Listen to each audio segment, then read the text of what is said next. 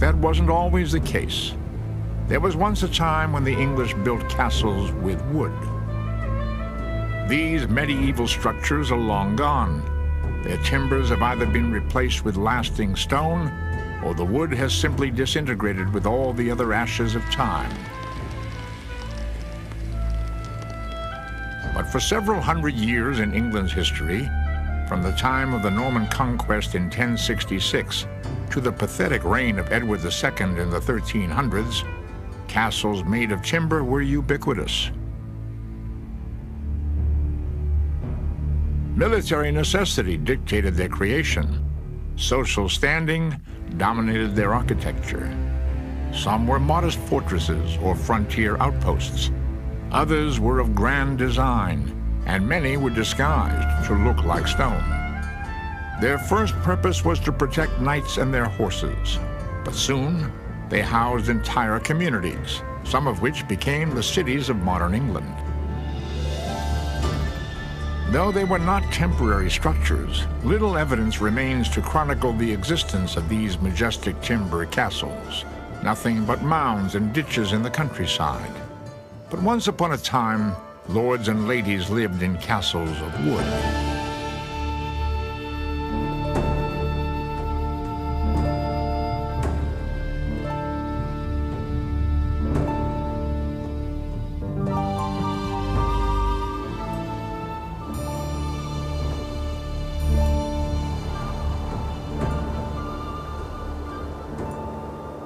In 1959, archaeologist Philip Barker visited a rural farm near Montgomery, Wales, a village on the English border. The farm itself was undistinguished, but for a modest grass-covered hill. It was cone-shaped and about 25 feet high.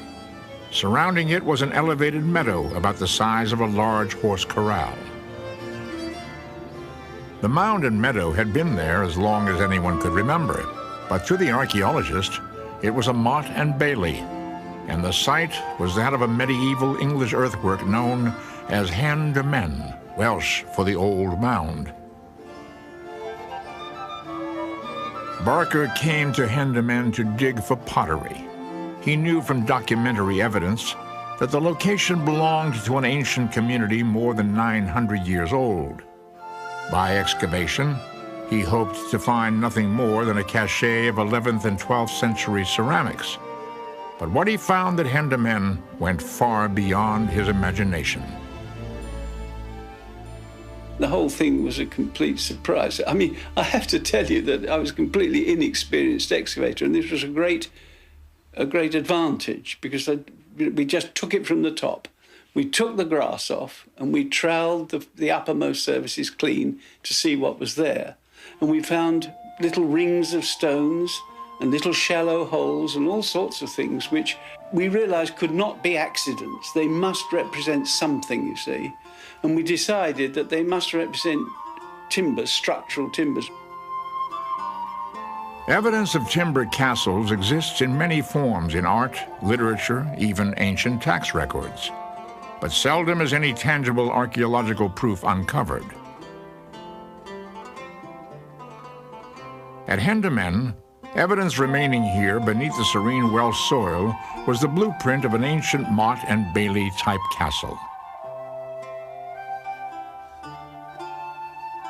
Motte and bailey is a type of earthwork castle that was introduced by the Normans into England and Wales from the time of the Norman conquest onwards, 1066.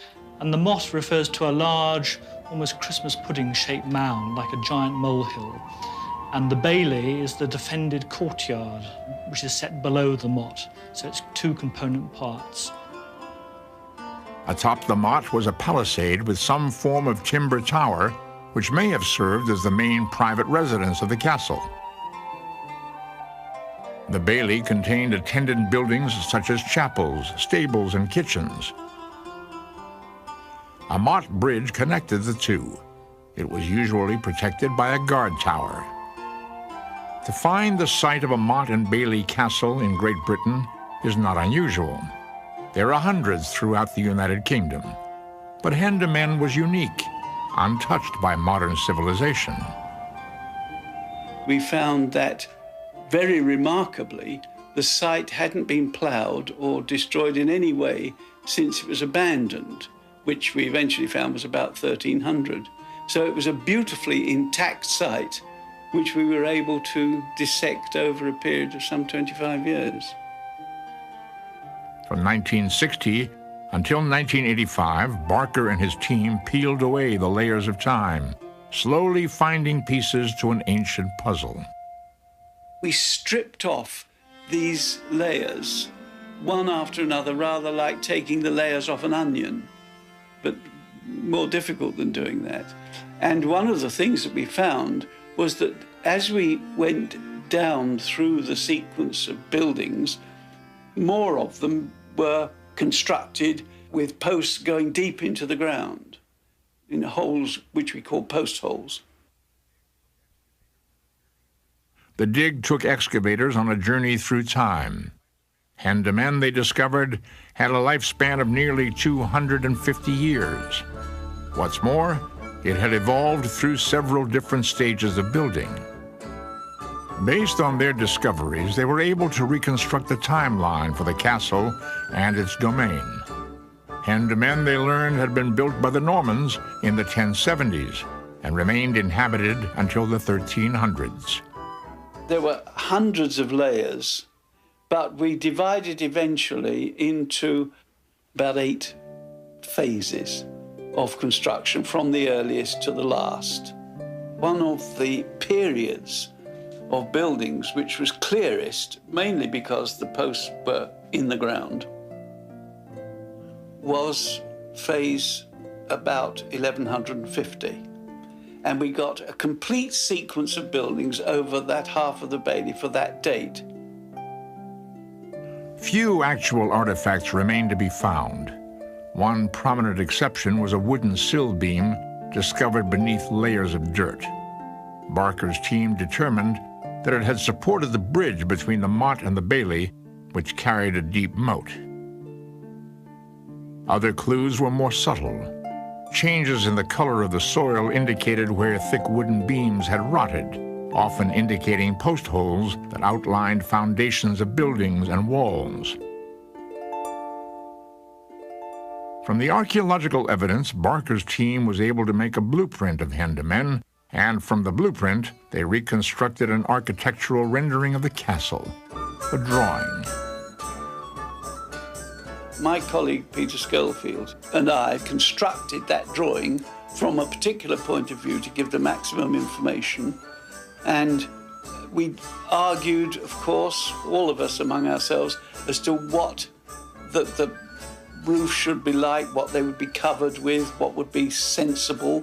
I mean, it wouldn't be sensible in our view to have thatch, you see, it's too vulnerable to fire, and so on and so on. And we went all through this, and we came up with the drawing that you saw. From his drawing, Peter Schofield built a model. What's interesting is that, and one of the things that this model doesn't show is the succession of buildings that there was on the site. I mean, this is very much a snapshot of Hendemen at a certain time. I mean, the time may have been a span of, I don't know, as little as kind of 10 or 15 years. Some of the buildings lasted right through 4 or 5 phases of the castle's occupation. It wasn't that it was destroyed, rebuilt, destroyed, rebuilt, destroyed, rebuilt. Parts of it were destroyed and rebuilt, you see. And so it came and went, just as we might take our greenhouse away, or we might add a bit to the back of the house. Now, I'm not going to say that we think we've got the answers right in all cases. I'm sure we haven't. But what I do like to think is that if Baldwin de Bolaire, whoever it was who owned the castle at the time, came back, he'd recognise it, you see. He wouldn't say that's a load of rubbish. He'd say, oh yes, that looks like our castle. I'm sure we've got some of the details wrong, but I think in general we've got it right. Through the years of excavation, Barker's team reconstructed an ancient timber castle. They determined what it had been and when it had existed, but the soil could not reveal all the answers. Before Stonehenge, there was Woodhenge. The ancient tribes of southern England built this mysterious altar during the Bronze Age, more than 1,000 years before fashioning their timeless monument of giant stones. Though it holds many secrets, the very existence of Woodhenge, just 3 miles from Stonehenge, proves that the English often built with timber before stone.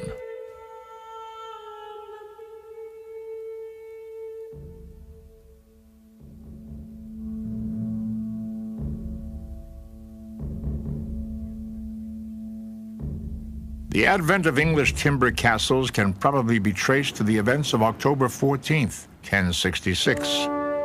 About 5 o'clock that afternoon, as the sun drifted beyond the western horizon, a Norman arrow found the eye of Harold, the last Anglo-Saxon king of England. Harold's death was the beginning of Norman rule in England and the first dawn of an empire that still exists today. At the Battle of Hastings, the Saxons fought on foot with archaic axes and shields, while the Normans used cavalry, lances, and crossbows. The invaders were led by the Duke of Normandy, William the Bastard by birth, William the Conqueror to history.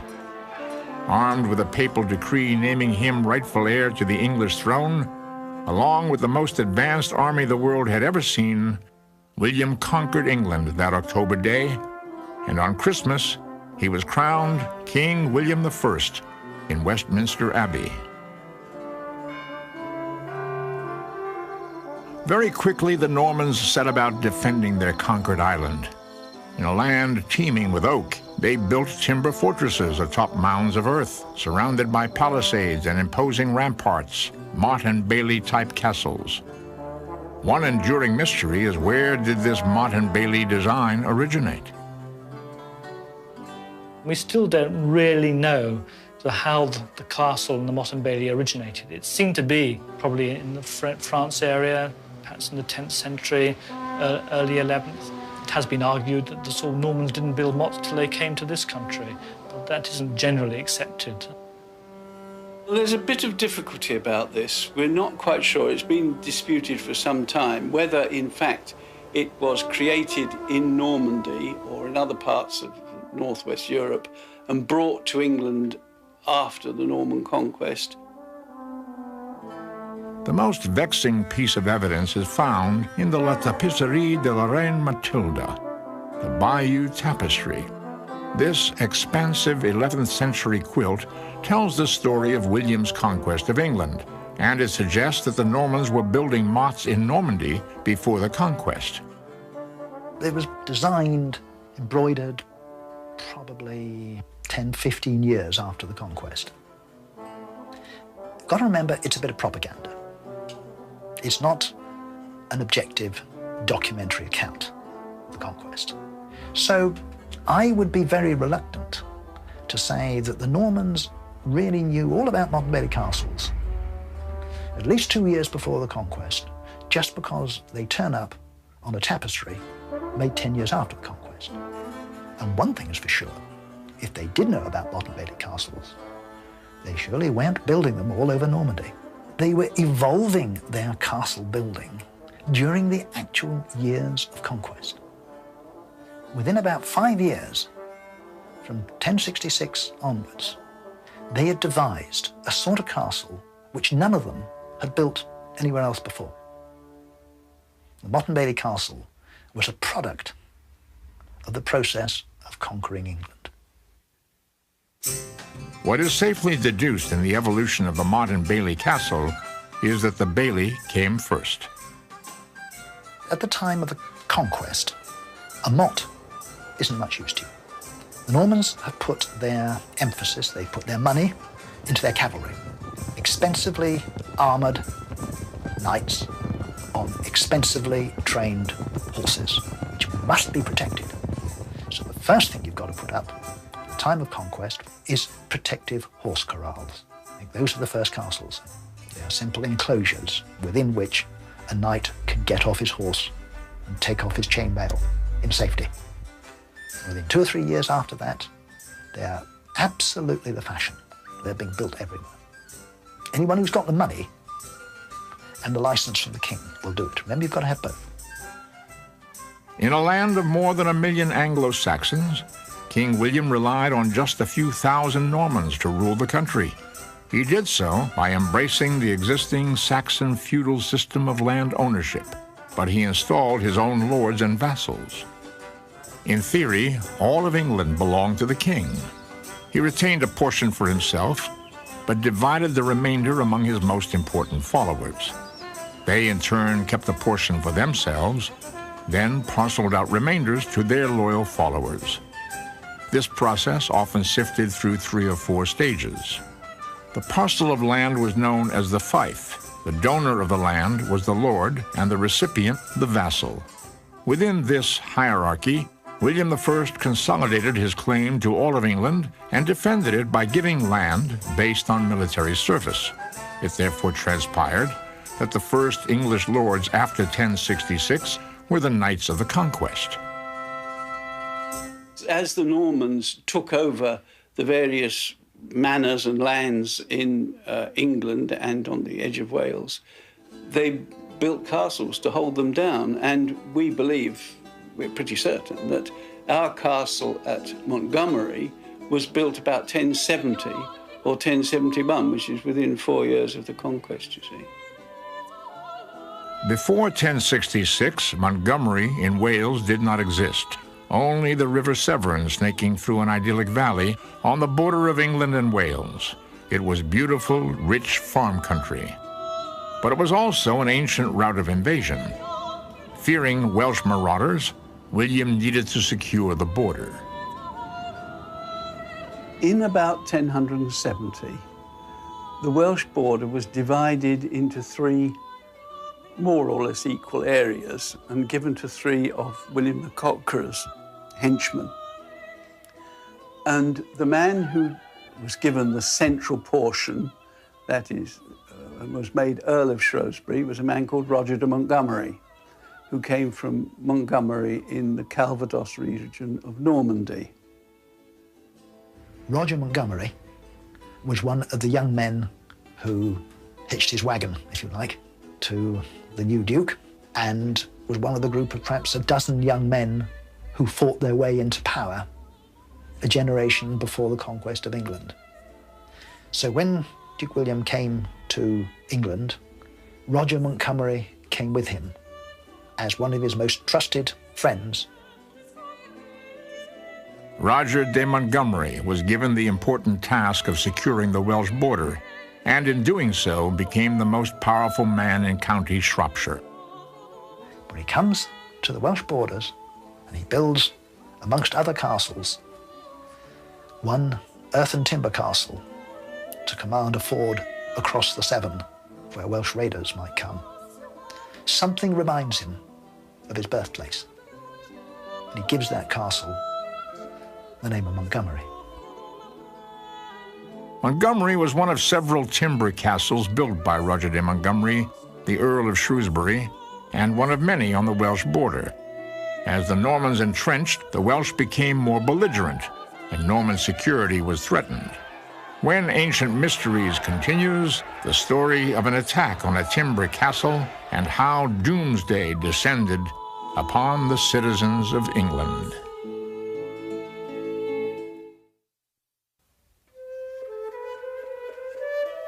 "20 years after he was crowned King of England, William the Conqueror decided to survey the wealth of his realm in detail. He wanted to know how many lords and vassals, peasants and serfs were living on his land. How bountiful were his farms, how rich were his forests, how plentiful his livestock and game. William did this for one reason: taxation. For a year, the king's agents combed the shires of England, counting sheep and sheaves of wheat, recording every whisker of wealth in abbreviated Latin on a giant ledger. When the king's counters arrived in a new town, residents said the day of judgment had arrived. And so it came to pass. The king's ledger was named the Doomsday Book.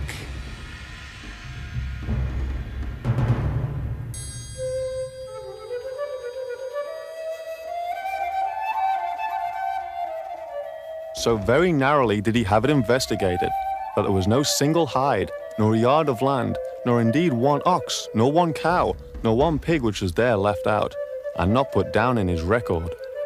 The Anglo-Saxon Chronicles.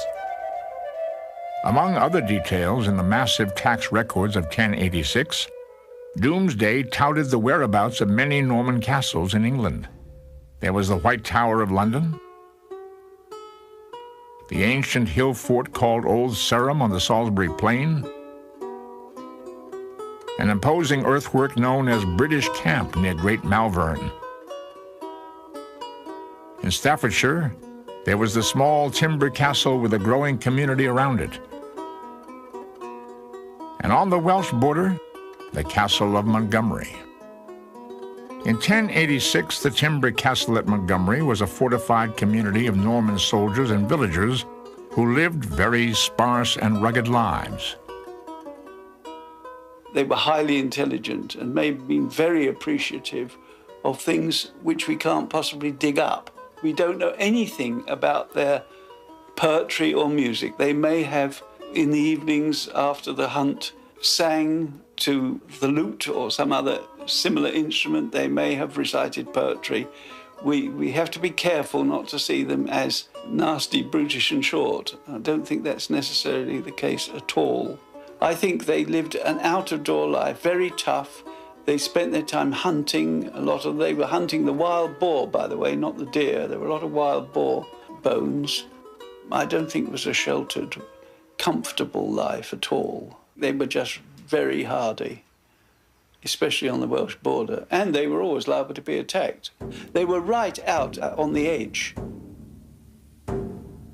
The hostility of the Welsh was understandable. Norman invaders had seized their land, so the Welsh fought back.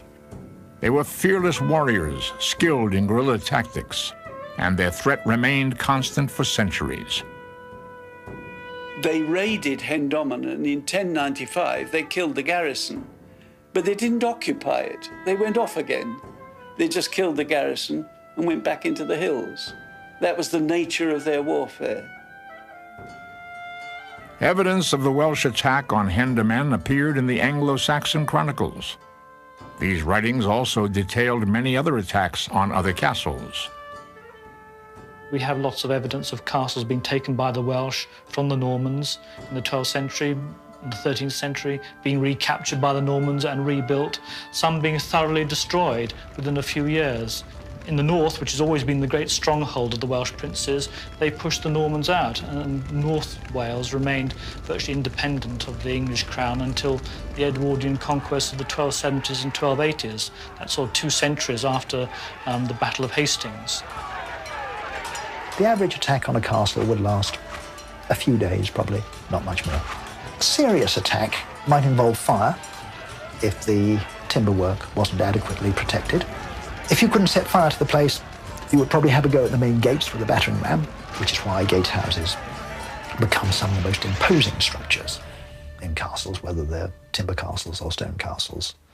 They're the weakest point in the castle defences, but they're also the threshold where you enter the Lord's domain. The natural consequence of attacks on timber castles was the improvements of defenses. This often included making a timber castle look like a stone castle. In the times when these castles were going concerns, say 11th, 12th, early 13th centuries, you didn't see any earth. You were lucky if you saw timber. These are timber structures.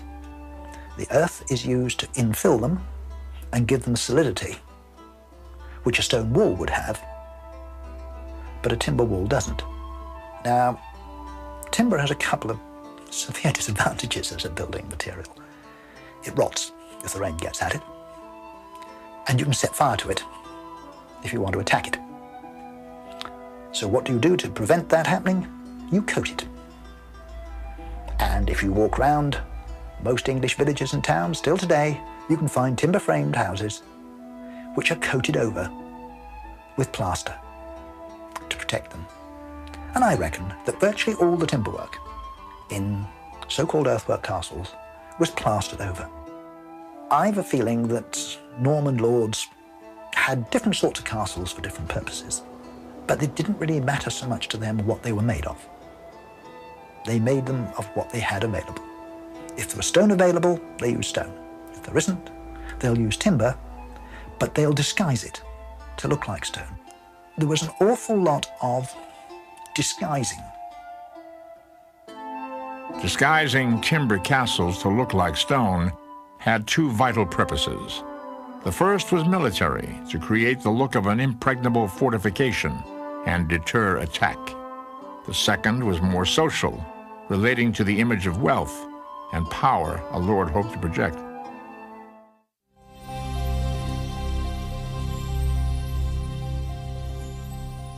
The proliferation of timber castles was a phenomenon in Norman England. But at the same time, other events were shaping the future of the modern world. By the year 1100, the colonization of Polynesia had begun, as South American sailors explored the pristine waters of the South Pacific. In 1103, the first fireworks appeared in China. And in 1137, the high clerics of the Holy Roman Empire began building St. Stephen's Cathedral in the heart of Vienna.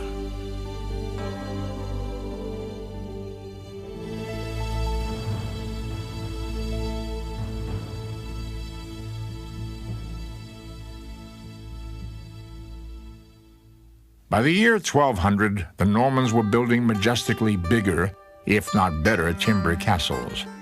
Many were imposing structures built for the vital purpose of defense. But these castles also served to project the image of wealth and power of the lord who owned them. And they became prominent extensions of the noble ego in middle-aged society.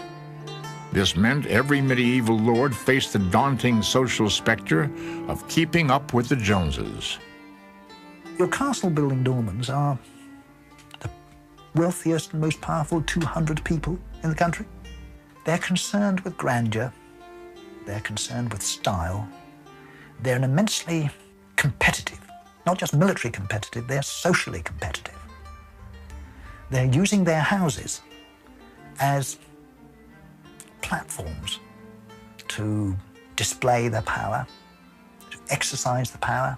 They're using them as springboards to acquire more power. So a castle, in a sense, is just the protective shell around a very grand house. And that's what the Norman barons are really interested in. Not constant fighting. They want to live very comfortably, in great style, in very impressive houses, inside their defenses. So in a way, we oughtn't to get too concerned with the outward shell, just because that's what happens to survive. We've got to keep looking inwards, towards the houses inside, and the people who are in those houses. The social structure within the limited realm of a timber castle is not easy to determine. But through archaeology, some clues remain. The first and most prominent bits of evidence are found in the surviving earthworks. From aerial photographs, archaeologists can readily identify the basic plan of a Motte and Bailey castle. Most revealing are the contours of the land, showing where deep ditches and high banks had once been. These, combined with archaeological findings, give a good picture of the landscape of the time.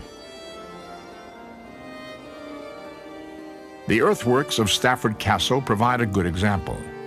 Located to the north of present-day Birmingham in England, Stafford offers archaeologists and historians a good chance to study the social hierarchy within a timber castle. Until recently, little was known about Stafford, other than the fact that it had a crumbling 19th century manor house on top of its motte. In the 1980s, a small portion of the site was excavated. Stafford is an important castle. It's just outside the modern town of Stafford. We're not too certain what happened on the top of the motte because that got replaced in, I think, the 14th century by a stone tower, which was later developed into a sort of country house, I think, in the 19th century. But enough was excavated for a whole series of reconstructions to be made. A lot of it must be hypothetical because only a small sections of the castle were excavated. Some of the excavations give some idea what the defences were like in one area, how the town or the village and the castle fit into the local settlement. The diggers learned that Stafford had once been a massive timber community containing an enormous motte and at least 3 baileys. The innermost bailey housed the most important people to the Lord: his bishop, his lieutenants, cooks, wards, and stable attendants. The middle bailey was larger. It housed the craftsmen of the community, including highly skilled carpenters who were paid to build the timber castles. The outer bailey was the largest of the 3 comprising the village. It housed peasants and serfs who were typically forced to build the castles and work in the farms and forests around the community. Seen together and in context with the medieval town, the entire structure delineated the upper, middle, and lower classes of this pocket society. What the excavation of Stafford could not determine was how these people adorned their wooden homes inside and out. Had they carved figures upon the wooden beams? Did they make elaborate windows of stained glass? The evidence suggests they did. It is also known that these timber structures were not considered temporary housing by their inhabitants. They were built to last hundreds of years, but still, their days were numbered. It's a mistake to think of timber as being a temporary method of construction. I mean, it's clear that they thought of them as permanent within their lifetimes or within their 2 or 3 lifetimes. But there's no doubt about it that stone is more permanent and more prestigious. There's a constant interplay between timber and stone. Even where somebody has decided that he's going to put up a stone castle right from the start, he's got to have a secure perimeter. Well, he organises the supplies coming in, the stone being dumped, cut, foundations dug. Now that will take place behind temporary defences. Those temporary defences will almost certainly have been of earth and timber. So even if you're building a stone castle, you start your stone castle on day 2, but day 1 you spend putting up your temporary defences, almost certainly in timber and earth. So even stone castles have got that very short-lived timber stage. And there were huge numbers of stone castles in England where all the residential buildings were made of timber. Stafford was no exception. It didn't take the excavators long to determine that the wooden keep upon Stafford's giant motte had been replaced with a stone keep as early as the 1300s. It was a pattern that became familiar throughout the English countryside as lords and barons began to build more impressive castles of stone. When we continue, we'll look at the demise of timber castles, find out why they disappeared, and what stands in their places today. And we'll see how modern civilization has used some of these medieval earthworks in very creative ways.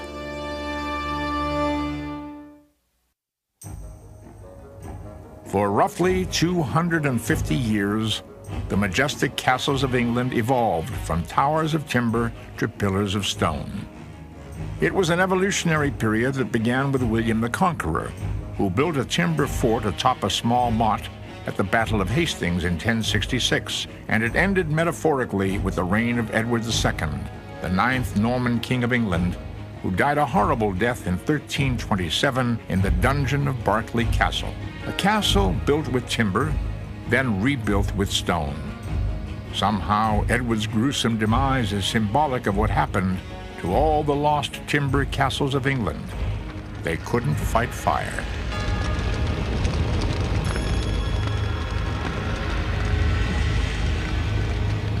As a building material, oak was perfect for timber castles. It was abundant in the forests of England, easy to cut when green, pliable to work, and solid as stone with age. It was handsome when polished, watertight when maintained, but for all its inherent beauty and strength, oak was fatally flawed. Ultimately, it was fire, or the fear of fire, that felled the timber castles of England. Some actually burned down, others were abandoned, left to rot, and many were refitted with stone. By the 1300s, few, if any, Norman lords were building new timber castles. The noble structures at Montgomery in Wales are good examples of the transition from timber to stone. Sometime in the mid to late 1200s, the Lord of Montgomery decided to build a new castle. He chose a better site on a bigger hill and built a majestic castle completely of stone.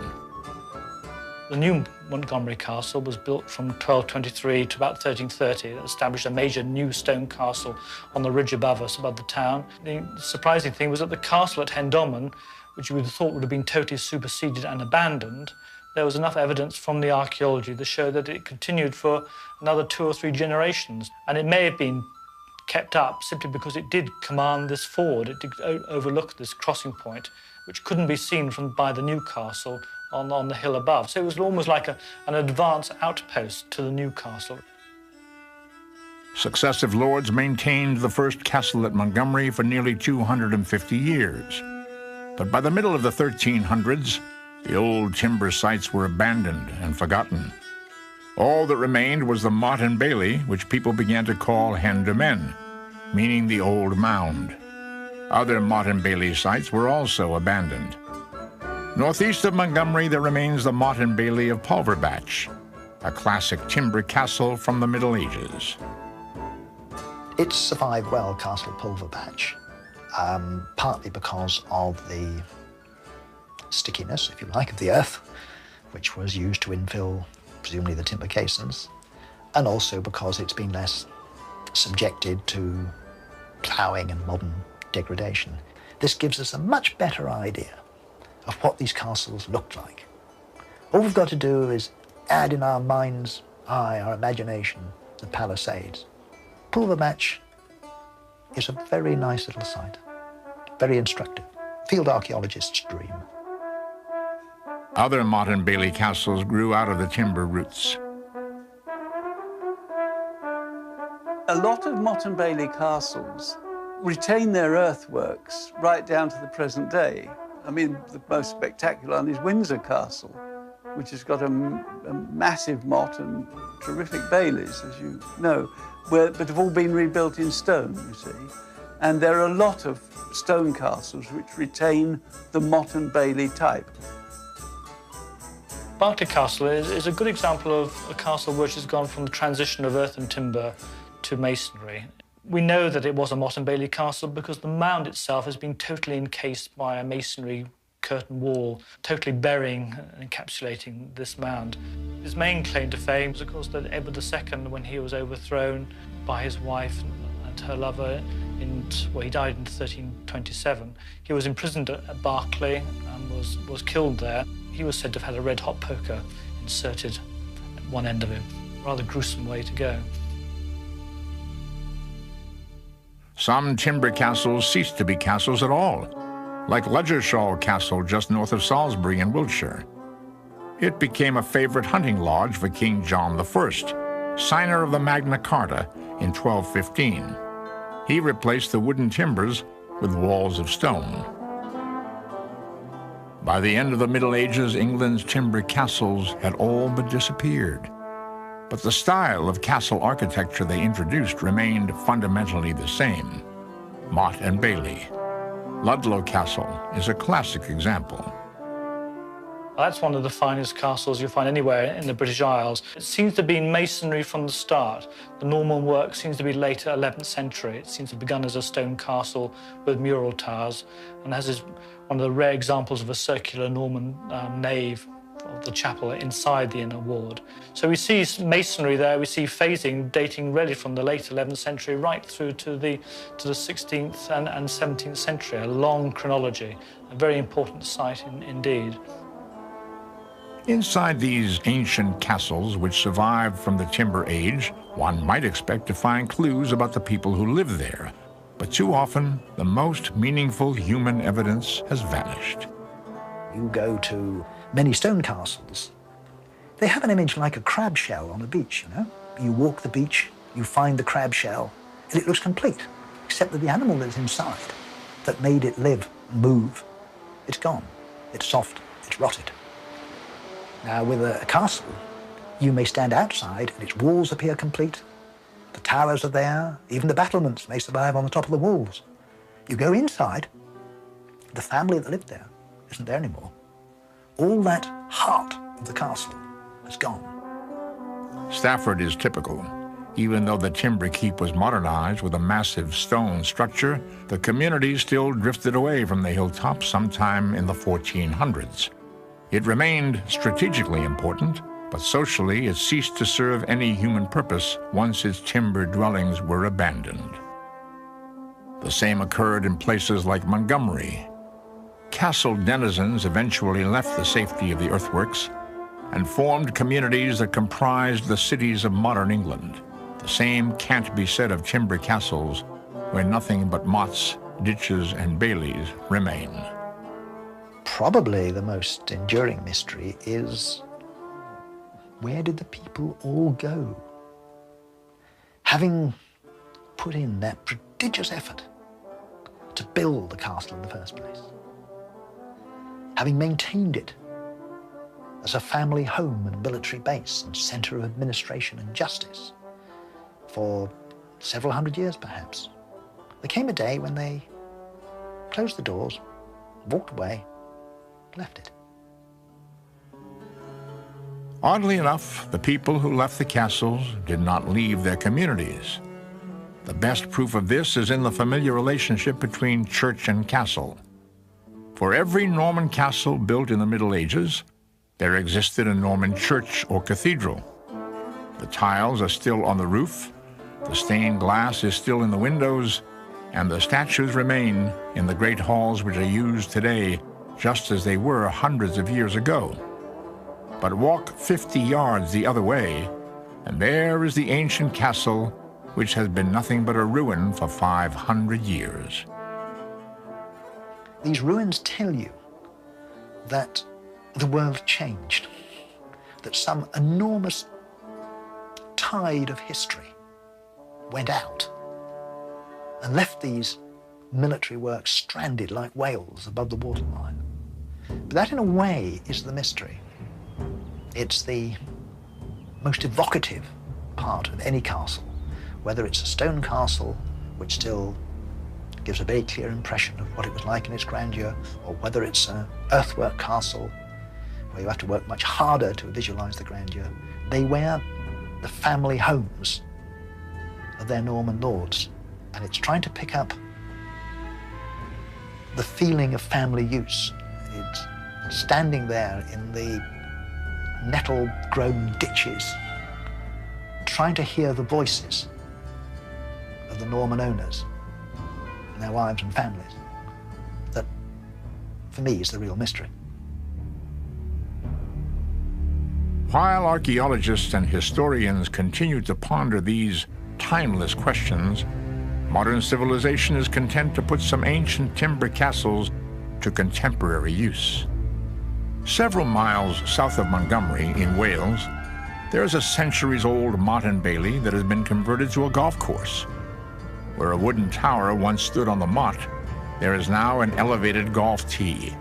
And upon the generous bailey, where medieval people used to live, there are 2 putting greens.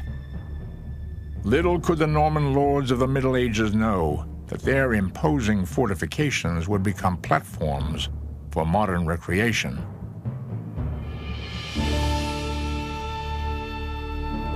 Lost beneath it all is the human record.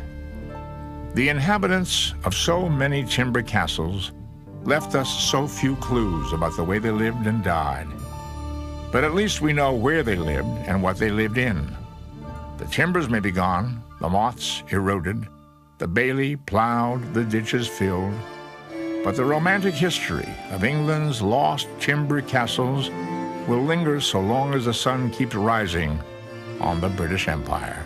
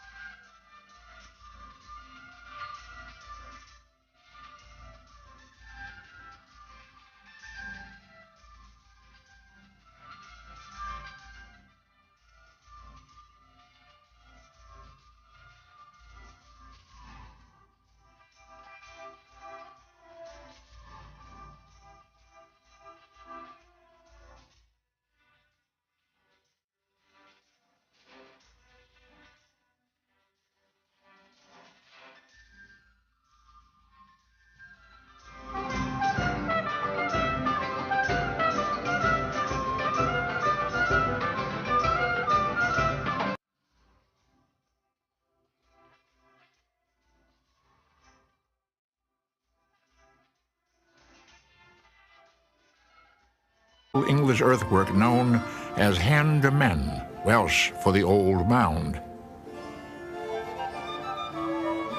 Barker came to Hen de Men to dig for pottery.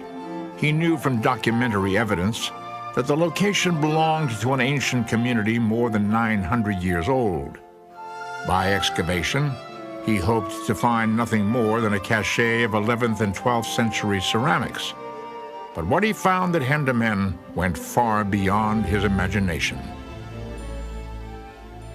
The whole thing was a complete surprise. I mean, I have to tell you that I was a completely inexperienced excavator, and this was a great advantage because we just took it from the top. We took the grass off and we troweled the uppermost surfaces clean to see what was there.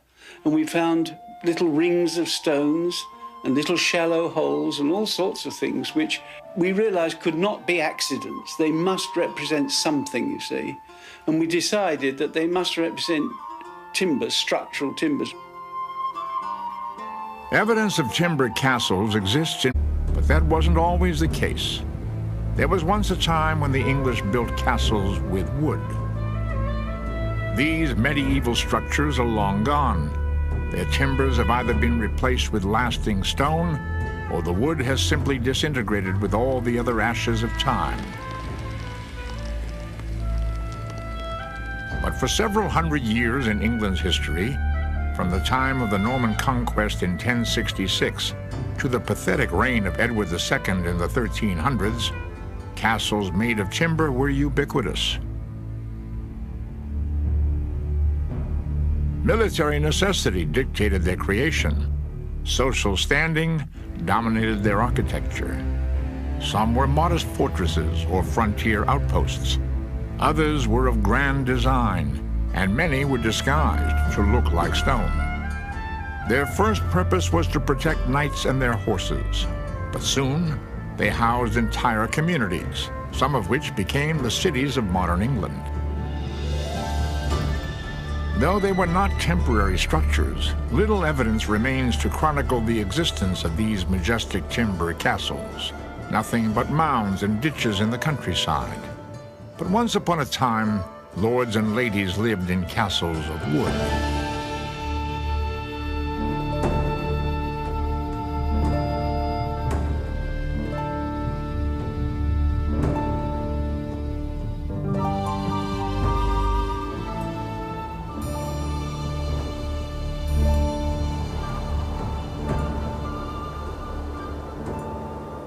In 1959, archaeologist Philip Barker visited a rural farm near Montgomery, Wales, a village on the English border. The farm itself was undistinguished, but for a modest grass-covered hill. It was cone-shaped and about 25 feet high. Surrounding it was an elevated meadow about the size of a large horse corral. The mound and meadow had been there as long as anyone could remember, but to the archaeologist, it was a motte and bailey, and the site was that of a medieval many forms in art, literature, even ancient tax records. But seldom is any tangible archaeological proof uncovered. At Hen de Men, evidence remaining here beneath the serene Welsh soil was the blueprint of an ancient motte and bailey type castle.